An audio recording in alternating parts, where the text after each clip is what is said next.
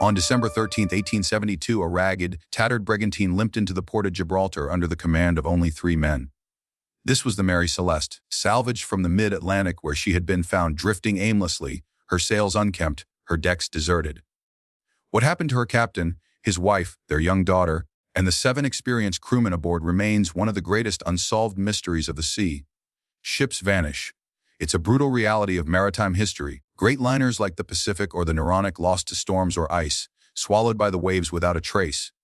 Thousands of smaller craft disappear, their names fading into obscurity. But Mary Celeste was different. Her crew vanished, leaving behind a vessel in near-perfect condition, still under sail, her cargo intact. No signs of struggle, no obvious peril, just emptiness. In the 150 years since, the story has been warped by legend, myth, and fiction. We return now to the original sources, tracing the bizarre, unlucky history of this ship from the very beginning, cutting through the rumors to uncover the true story. Our journey begins not in the haunted waters off the Azores, but here, on the rugged shores of Nova Scotia's Bay of Fundy, home to the most extreme tides in the world, and the birthplace of a ship seemingly cursed from the moment her keel was laid. The story starts in 1860 with Joshua Dewis, a shipbuilder from the town of Economy. Dewis built sturdy coastal schooners, vessels designed for the demanding tides of the Minas Basin. But ambition pushed him westward, seeking timber and opportunity. He moved first to Advocate Harbor, a town already known for shipbuilding, but its exposed coast and dwindling forests led him further, to the nearby, sheltered community of Spencer's Island. Spencer's Island, confusingly, not an island but a mainland town, named after the nearby isle, offered protection from storms and forests, thick with timber right down to the shoreline. It was a tight-knit place, bound by blood and marriage. The local woodlands were largely owned by the Spicer brothers, Jacob and Isaac. Fortunately, their wives were sisters to Joshua Dewis's own wife. Dewis secured their investment. The Spicers would provide the lumber. He would provide the expertise. The new shipyard was primitive. No steam-powered mill shaped the timbers, only axe and adze. Plans were minimal, skills passed down through generations. The workers themselves slept not in bunkhouses, but on the ground floors of the executives' homes, like the one belonging to Captain W.H. Bigelow, a minor shareholder in the new vessel.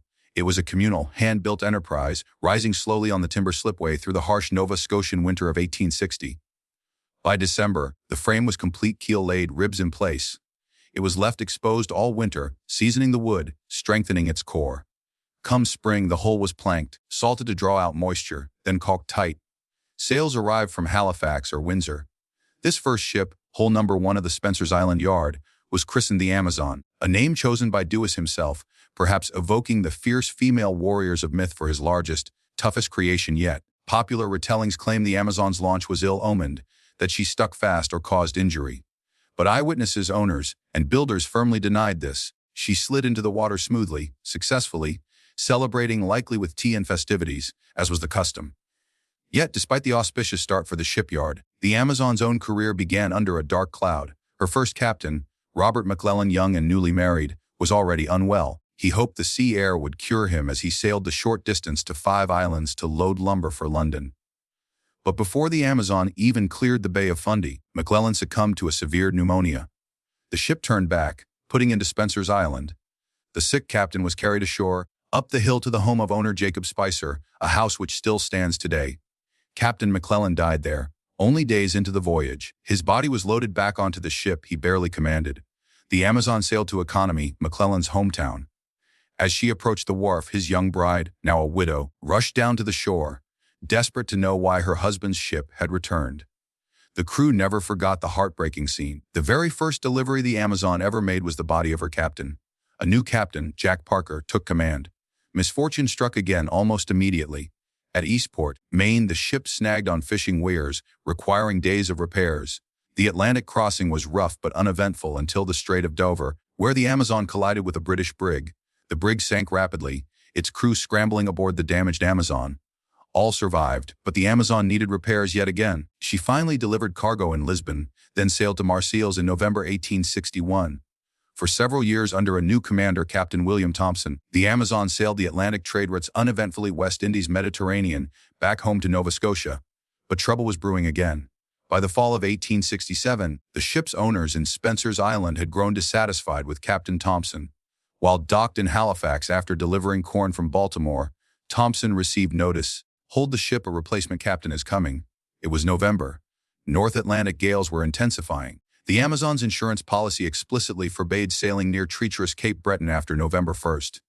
Yet Thompson, perhaps in defiance, discharged George Spicer, son of one of the owners, and sailed north without cargo, anchoring near Glace Bay, Cape Breton, ostensibly awaiting coal. Predictably, a fierce winter gale struck, driving the Amazon onto the beach. Thompson reported severe damage, claiming repairs would be costly. The insurance company refused to pay. The ship was wrecked in forbidden waters after the deadline. The Spencer's Island owners, financially ruined, forced to abandon their vessel. Suspiciously quickly, the supposedly crippled Amazon was claimed by Alexander McBean and re-registered in Sydney, Nova Scotia. Provincial law required a ship to be seaworthy for re-registration. Within a week, she was sold again and re-registered again. This rapid turnover proved the ship was largely undamaged. Captain Thompson had likely staged the wreck, scamming his employers in a pre-arranged sale to McBean. The community of Spencer's Island, robbed of their investment, bitterly remembered the Amazon as the ship that forced them to eat with tin spoons. McBean sold her to John B. Eddy, who owned her less than a year before she wrecked again. Abandoned once more, the wreck was salvaged and towed to New York for auction. There in 1868, she was bought for $1,750 by Richard W. Haynes. Haynes registered her in New York, but allegedly dodged the hefty import duties required for a foreign vessel sailing under the American flag. He slapped a new name on her, Mary Celeste, meaning Heavenly Mary, hoping no one would connect her to the unlucky Canadian Amazon. When confronted later, Haynes claimed extensive, costly repairs, a new keel, stern, hull work totaling more than twice her original construction cost, essentially arguing she was a new ship. Historians doubt the extent of these repairs. Haynes captained the Mary Celeste himself but found little success, sinking deep into debt. Within 10 months, the ship was seized by creditors and sold again at sheriff's sale. This time, she fell into the hands of James Winchester, a former sea captain, ironically tracing her path. Born in Nova Scotia, moved to Maine, then settled in New York. Winchester soon discovered the truth. Haynes had likely concealed. The Mary Celeste was riddled with rot. Unlucky ship needed yet another near-complete rebuild, costing Winchester a staggering $11,500, far exceeding her purchase price. Her tonnage increased to 282 tons, her structure altered. The financial strain forced Winchester to sell shares. A one-third interest went to a respected Massachusetts mariner, Captain Benjamin Briggs. Briggs would take command for her next voyage, a transatlantic run from New York to Genoa, Italy, carrying a volatile cargo. The stage was set for the final, inexplicable act in the troubled life of the ship once known as the Amazon. Mary Celeste was ready to sail into legend. James Winchester, the new owner of the Mary Celeste, was a former sea captain tracing the ship's own path. Born in Nova Scotia, then to Maine, finally settling in New York. He quickly discovered the truth Richard Haynes had likely concealed despite any claimed repairs. The Mary Celeste was riddled with rot. Unlucky ship needed a near-complete rebuild, a massive undertaking costing Winchester a staggering $11,500, far more than her purchase price. Her tonnage increased to 282 tons, her structure significantly altered. The financial burden forced Winchester to sell shares. One-third interest went to a respected Massachusetts mariner, Captain Benjamin Briggs. Briggs, American through and through, descended from Mayflower Pilgrims and Revolutionary War fighters, was an experienced captain and a family man. He would take command for the ship's next voyage, a transatlantic run from New York City to Genoa, Italy. His wife Sarah and their 2-year-old daughter Sophia would accompany him. Their 8-year-old son Arthur stayed behind with grandparents to continue his schooling. The crew consisted of 7 men: first mate Albert Richardson from Maine, second mate Andrew Gilling of New York, the cook Edmund Head, also of New York, and newly married like the ship's first captain, and 4 able-bodied sailors from Prussia, the brothers Volkert and Baz Lorenzen, Area Martins and Gottlieb Gauchall. Briggs initially found the Prussian sailors capable, if perhaps not the sharpest. Also aboard was the ship's cat, Pooh by young Sophia. Through October and into early November 1872, the Mary Celeste sat moored at Pier 50 on New York's East River, preparing for the journey. The Briggs family lived aboard, making it a cozy home with their melodeon for music and regular letters sent to loved ones. Captain Briggs missed his son Arthur and considered bringing him along, the school year be damned. Meanwhile, 1701 barrels of alcohol, a notoriously dangerous cargo due to potential fume buildup, were carefully loaded into the hold, wedged with wood to prevent rolling. The ship was scheduled to sail on Tuesday, November 5th, but fog and unfavorable winds forced Captain Briggs to anchor off Staten Island for 2 nights. During this delay, Sarah Briggs penned one final letter home to her mother-in-law. On November 7th, the weather cleared, and the Mary Celeste finally raised anchor, setting out into the vast Atlantic. Unbeknownst to them, another vessel sat nearby in Hoboken, New Jersey, just a mile from Pier 50D, the Di Gratia. Similar in size and construction, also Canadian, built on the Bay of Fundy, the Di Gratia meaning the grace of God, was bound for the same destination, Genoa, carrying petroleum. Commanded by Captain David Morehouse, a fellow Nova Scotian, the Di Gratia departed 8 days after the Mary Celeste, trailing by some 1,200 miles. Rumors persisted that Morehouse and Briggs were friends, but this was never truly substantiated. Both ships immediately encountered rough seas and stormy weather. The Di Gratia crew reported staying battered down the entire time. The Mary Celeste, sailing ahead, faced the same brutal conditions. By November 25th, about 20 days out, she sighted the Azores Islands. The ship groaned under pouring rain, and howling winds tossed violently in immense swells, throwing the 10 souls aboard and the volatile cargo below about mercilessly. The Di Gratia reached the Azores storm at the beginning of December. While the Celeste had passed south of the islands, the Di Gratia sailed north. Their paths reconverged shortly after. In the afternoon of December 5th, Captain Morehouse spotted sails about 5 miles off his port bow. Through his glass, he saw a ship drifting erratically, sails unkempt, and most unnervingly, no one visible on deck, no one at the helm. He recognized the vessel as the Mary Celeste. Knowing she should have already reached Italy, Morehouse realized something was terribly wrong. His crew tried hailing the ship repeatedly, receiving no response. Finally, Morehouse ordered his first mate, Oliver DeVoe, second mate John Wright, and seaman John Johnson into a boat to row over and investigate. As DeVoe and Wright climbed aboard, they found a deserted deck. Here, the popular legends diverged sharply from the facts reported by the Di Gratia's crew. Contrary to myths of a ship sailing perfectly, hot meals on tables and logs kept to the hour, the reality was starkly different. The sails were tattered, hanging raggedly, some hastily pulled down. Absolutely nobody was aboard, not even the ship's cat. A section of the railing on the port side was missing. DeVoe first checked the pumps. They worked. 3.5 feet of water sloshed in the holds. Descending into the cabins, he found everything soaking wet. Windows had been boarded up against the storm. The cabin skylight was propped open, letting rainwater pour in. The beds of the captain and his family had been slept in, but not made, a significant detail suggesting an early morning departure, as Sarah Briggs likely wouldn't have left them unmade for long. Chillingly, the impression of 2-year-old Sophia was still visible on her bedding. Nearly all personal belongings remained: clothes, valuables, even the captain's watch hanging by his bed. The Lorenzen brothers' effects were missing only because they'd lost everything in a prior shipwreck. Ample food and water, enough for 6 months, were still aboard. The ship's logbook entries stopped abruptly on November 24th, 10 days earlier.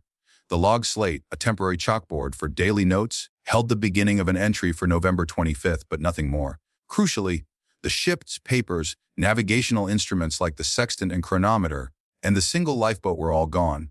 Back on the Di Gratia, Morehouse and his mates conferred. The potential for a substantial salvage reward seemed to outweigh immediate concern for the missing crew. Towing was impossible, but DeVoe insisted the Mary Celeste, despite her condition, could be sailed. Morehouse agreed, assigning DeVoe and 2 men to the derelict, providing minimal provisions and 1 navigational tool. Within hours, DeVoe's small crew had the ghost ship functional, pumping out the water and finding replacement sails.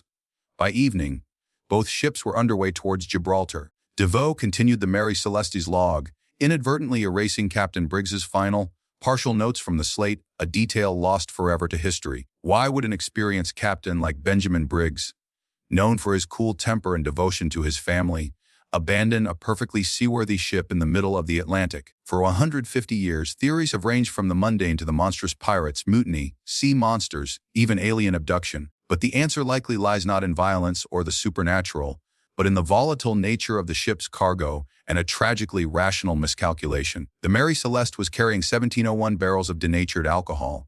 This cargo was known to be dangerous. As the ship sailed from the cool autumn of New York into the warmer waters, approaching the Azores, encountering violent storms along the way, the conditions were ripe for trouble. The agitation of the barrels in the rough seas, combined with rising temperatures and changing atmospheric pressure, would have caused the alcohol to release excessive, potentially explosive fumes. Standard practice in good weather was to open the cargo hatches and ventilate the holds. But the logbooks of both the Mary Celeste and the Dei Gratia confirmed they endured weeks of relentless storms, forcing them to keep the hatches sealed tight. Entries in the Celeste's own log noted rumbling sounds from the hold, clear evidence the crew was aware fumes were building up below deck. On the morning of November 25th, the storm finally broke. Captain Briggs likely saw this respite as a crucial opportunity to vent the dangerous, accumulated fumes. What happened next is best understood by looking at a contemporary vessel, the Julia A. Hallock. When ships carrying petroleum or alcohol vented their holds after long periods, it wasn't uncommon for a loud, deep groaning sound to echo throughout the vessel as the pressure equalized and the wooden structure subtly shifted or deflated. Imagine the scene aboard the Mary Celeste that morning. The hatches are opened, and weeks' worth of concentrated alcohol fumes begin to escape. The ship itself starts to groan and wail, an alarming sound, even for experienced sailors. Perhaps the escaping fumes cause oil lamps to flare or induced sudden headaches and dizziness among the crew. For Captain Briggs, the immediate concern might have been his 2-year-old daughter, Sophia. Fumes potent enough to make a grown man ill could be far more dangerous, even fatal, to a small child. Briggs faced a terrible choice: remain aboard a ship potentially filled with toxic, explosive gas, take to the small lifeboat as a temporary precaution until the danger passed. Given his reputation as a reasonable man, and with his wife and child aboard, he wouldn't risk an explosion. He likely chose the lifeboat. The sequence of events probably unfolded quickly. The boat was launched from the port side, the leeward, more sheltered side. A section of railing was removed to facilitate the launch, explaining the damage found later. Bare necessities were gathered. The open skylight suggests someone hastily vented the cabins while collecting items. Sails were dropped, but not properly furled, another sign of urgency. They likely expected to be in the boat only a few hours. Critically, a line, perhaps up to 300 feet long, was attached from the lifeboat to the Mary Celeste. The Briggs family and the entire crew climbed into the small boat, putting distance between themselves and the potentially hazardous ship while remaining tethered. They would wait out the venting process, ready to reboard once safe. But the Atlantic weather is notoriously fickle. Archival reports indicate that soon after the morning's calm, rain, squalls, and strong winds quickly returned. The remaining sails on the Mary Celeste, enough to catch the wind, would have propelled the ship forward rapidly. The crew in the small, overloaded lifeboat, battling rising waves and wind, would have found it impossible to pull themselves back to the speeding vessel. They faced a hopeless dilemma. Holding onto the tow line meant being dragged under or smashed against the hull. Cutting the line meant being cast adrift, miles from the nearest land. The island of Santa Maria was only 6 miles away at the time of abandonment, but the wind was blowing fiercely away from it, out into the open sea. They were doomed. A small boat adrift in the stormy North Atlantic, especially in that era, stood little chance. Like the lifeboats launched from the sinking steamship Arctic 2 decades prior, filled with passengers and crew, they rode away into the vastness and were simply never seen again. The Mary Celeste, meanwhile, drifted eastward for nearly 10 days, eventually covering 378 miles. By the time the Dei Gratia found her, the winds had shifted, turning the ghost ship back towards the west, towards the very spot where her crew had likely met their end. This theory, first suggested by one of Briggs's own relatives, Dr. Oliver Cobb, fits the available evidence without resorting to foul play or fantasy. It aligns with the condition of the ship, the missing items, and the known dangers of the cargo and the sea itself. It is a story not of monsters or mutiny, but of a calculated risk, a sudden turn of weather, and inescapable tragedy. The arrival of the derelict Mary Celeste in Gibraltar set off a media sensation, also a deeply suspicious official inquiry led by the Queen's proctor, Frederick Solly Flood. Flood simply couldn't accept that a perfectly sound vessel would be abandoned without foul play. Suspicion immediately fell upon Captain Morehouse and the crew of the Dei Gratia. Were they lying about the discovery? Had they perhaps encountered the Mary Celeste earlier, murdered Briggs and his crew, and then concocted the abandonment story to claim the lucrative salvage rights? The Dei Gratia crew, sensing the court's mistrust, began to subtly alter their testimonies. New details emerged. A disassembled water pump found on deck, an improvised sounding rod left behind, implying the Celeste's crew had panicked, believing the ship was sinking rapidly. These additions contradicted the simple fact the Mary Celeste had not sunk. She had remained afloat and navigable for 10 days unmanned. Captain James Winchester, the primary owner, arrived in Gibraltar to reclaim his vessel, only to be presented with a hefty bill covering the investigation, salvage fees, myriad other expenses. While accepting the salvage costs, he vehemently refused to pay for the prolonged, accusatory investigation, which dragged on for months. Ultimately, the Dei Gratia crew received their salvage payment, about 1/5 the value of the ship and cargo, but the cloud of suspicion never fully lifted. The cargo itself, surprisingly intact despite some leakage from the porous red oak barrels, was finally delivered to Genoa under a new captain. The Gibraltar court proceedings concluded in March 1873 without a definitive answer. Back in Nova Scotia, the story was momentarily eclipsed by a greater tragedy, the wreck of the White Star liner Atlantic near Halifax just weeks later. But the legend of Mary Celeste had taken root. Winchester struggled to sell the vessel. Her haunted reputation, now globally publicized, made her commercially toxic. Eventually, he sold her at a significant loss. The ship sailed under new owners for several years, primarily in the West Indies trade, but her ill fortune persisted. In 1879, while carrying horses around Africa, most of the animals sickened and died. That same year, off St. Helena, her captain fell gravely ill and died just hours after docking. The third captain to meet an untimely end while associated with the vessel. Sold again at a loss, this time to Wesley Grove, the ship continued to lose money. By 1884, Grove and the ship's final captain, Gilman Parker, ironically sharing a surname with her very first replacement captain, concocted a desperate scheme: insurance fraud. They loaded the Mary Celeste with a worthless cargo. Rotten fish spoiled all old boots, but insured it for a fortune, around $25,000. Captain Parker let his crew in on the plan. They would intentionally wreck the ship. While most weren't part of the financial scam, the crew readily agreed, seemingly convinced the Mary Celeste was an evil ship that deserved destruction. Parker initially planned to run her onto the rocky cliffs of Turk's Island, a suicidal prospect. The first mate protested, pleading for a less deadly end. Parker relented, choosing a well-marked nearby reef in Haiti instead. In January 1885, under full sail, the Mary Celeste raced towards the Rochelois Reef. The masts groaned, the sea sprayed, and the crew braced for impact. She struck hard, tearing her bottom out, fatally wounded at last. Parker let the crew take what remained of the ship's alcohol before they rowed away. Critically, in his haste, he left behind the ship's logbook, containing entries dating all the way back to Captain Briggs's ill-fated voyage. The logbook and any secrets it still held was lost as the ship broke apart and sank beneath the waves. Parker filed the insurance claim, but the company investigators quickly saw through the fraud. The cargo was assessed as worthless junk. Parker, Grove, and the crew were taken to court, facing charges of barratry, intentionally wrecking a ship, crime then punishable by death. They were forced to return the insurance money to avoid prison. It proved a poor bargain. Within 6 months, Captain Parker, owner Wesley Grove, and the first mate were all dead from various causes. The curse, it seemed, extended even to those who destroyed her. Furthermore, the two vessels chartered by the insurance investigator, the steamer Saxon and the schooner Mary E. Douglas, both lost with all hands on their very next voyages after the trial concluded. For over a century, the wreck lay forgotten. Then, in 2001, an expedition led by author Clive Cussler and the Nova Scotia company ECO, Novi, located timbers and artifacts embedded in the Haitian Reef, believed to be the final remains of the Mary Celeste. Pieces recovered, deck nails, copper sheathing, ballast rock, can now be seen at the Age of Sail Museum in Port Greville, Nova Scotia, near where her story began. A stone cairn monument also stands in Spencer's Island, marking the birthplace of the ship that sailed into infamy. The Mary Celeste remains the quintessential ghost ship, her name synonymous with inexplicable maritime disappearance. The combination of her troubled history, the baffling abandonment, and her dramatic, cursed end ensures her story continues to haunt our collective imagination, a chilling reminder of the vast, unforgiving nature of the sea and the enduring power of an unsolved mystery. If you've enjoyed this dive into maritime history, consider subscribing to my channel.